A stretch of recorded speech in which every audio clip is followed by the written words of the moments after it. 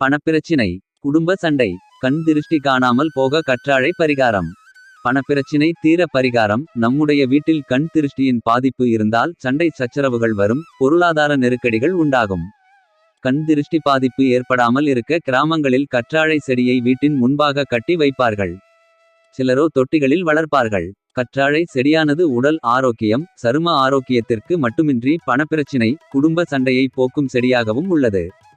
நேர்மறை ஆற்றல். கற்றாழை செடி உடல் ஆரோக்கியத்திற்கு ஏற்ற தாவரம்.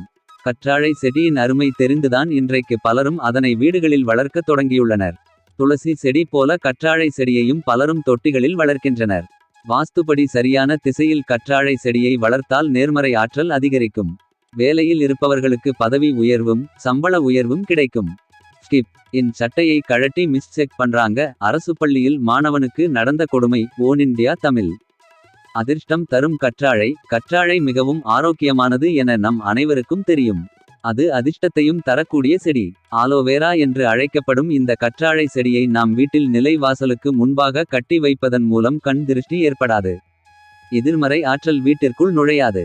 குடும்ப உறுப்பினர்களிடையே ஏற்பட்டு வரும் சண்டை சச்சரவுகள் நீங்கும். மகிழ்ச்சி அதிகரிக்கும். கிராமங்களில் வீட்டு வேலிகளை சுற்றி கற்றாழை செடியை நட்டு வளர்ப்பார்கள். பாம்பு போன்ற விஷ ஜந்துகள் வீட்டிற்கு நுழையாமல் தடுக்கவே கற்றாழை வளர்த்தனர். வீடு தினம் தினம் சண்டை சச்சரவுடன் போர்க்களமாக இருக்கிறதா? கட்டாயம் கற்றாழை செடியை வளர்க்க வேண்டும். இதன் மூலம் சண்டை நீங்கும், மகிழ்ச்சியும் நிம்மதியும் அதிகரிக்கும். பதவி உயர்வு. பல ஆண்டு காலம் ஒரே பதவியில் இருந்தாலும் வருமானம் அதிகரிக்கவில்லை, பதவி உயர்வு எதுவும் கிடைக்கவே இல்லை என்று கவலைப்படுபவர்களுக்கு கற்றாழை செடி மிகப்பெரிய மாற்றத்தை ஏற்படுத்தும்.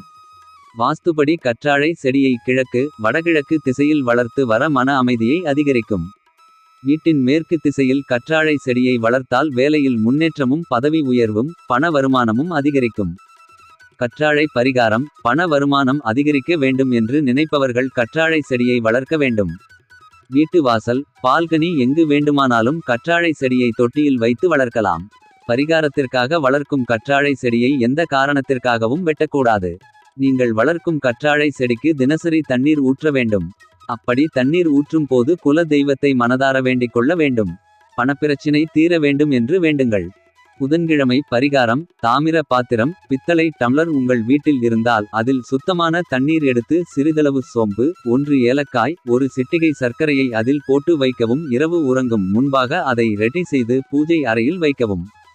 மறுநாள் காலையில் எழுந்து குளித்து விட்டு பூஜை அறைக்கு சென்று சாமி கும்பிட்டு விட்டு அந்த தண்ணீரை கொண்டு போய் கற்றாழை செடிக்கு ஊற்ற வேண்டும்.